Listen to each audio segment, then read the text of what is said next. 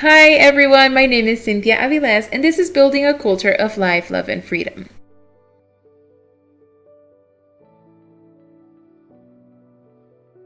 So today we're going to talk about community, and I think community is one of my favorite topics because I know that without my family, friends, I wouldn't be able to make it this far. Without their prayers, intentions, without their counseling, no, there is no way I could have made it. But I also find it interesting how in the Bible we can see different stories about community and how important it is, and how one or the other can take us to the right place or not. I decided to choose as an example Judah and Moses. We see in the story of Jesus in the Last Supper when Judah betrayed Jesus, right? And it makes me think like this guy has been living with the apostles for 3 years, and nobody knew the real intentions of his heart. When God said that someone was going to betray him, nobody had an idea of what he was talking about. Nobody knew the intentions of Judah. Like, it never even crossed their minds. And where did he end it?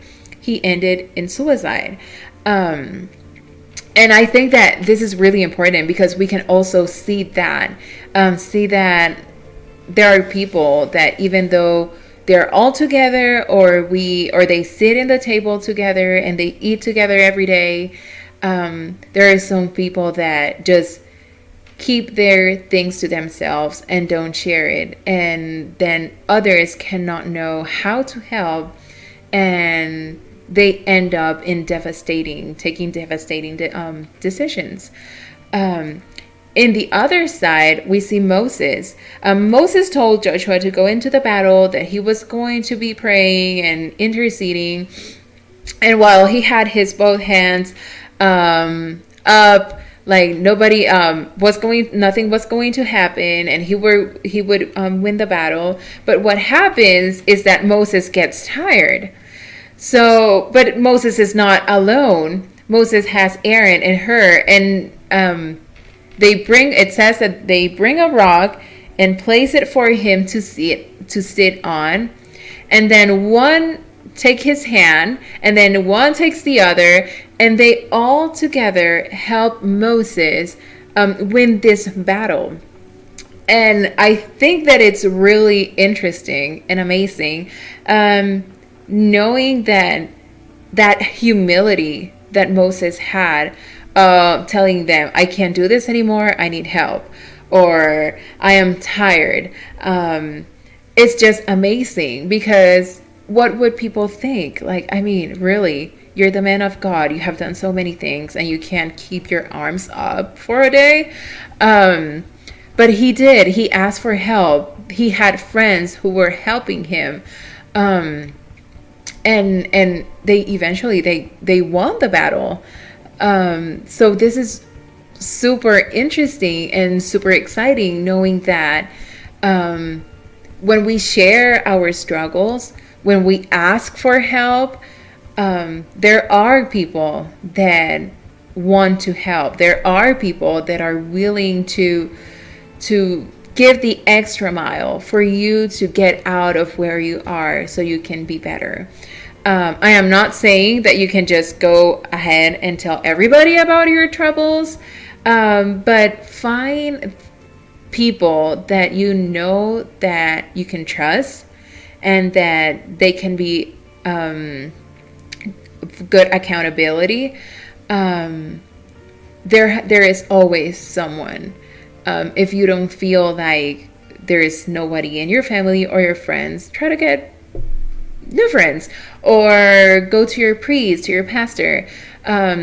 There's always someone willing to help others, because in the deep of our hearts, that's what we were made for. We were made for helping each other. We were made for community.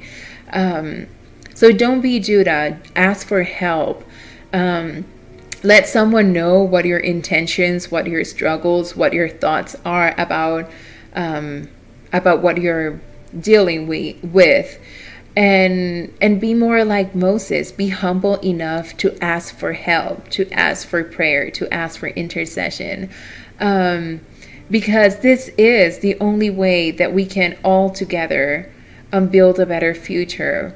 This is the only way that we can support each other and help each other to win our own battles. So think about it and just pray on it. Pray on who is that person that you can trust. But please find help. You're not alone. Please comment. You can send me a private message if you need to, and I will be praying for you. Subscribe, share, and please make your life better for yourself, for others, but especially because God wants you to have a better life. God wants you to have a fuller life, full of love, of mercy, and full of family and friends that will support you. So thank you, and see you in the next video.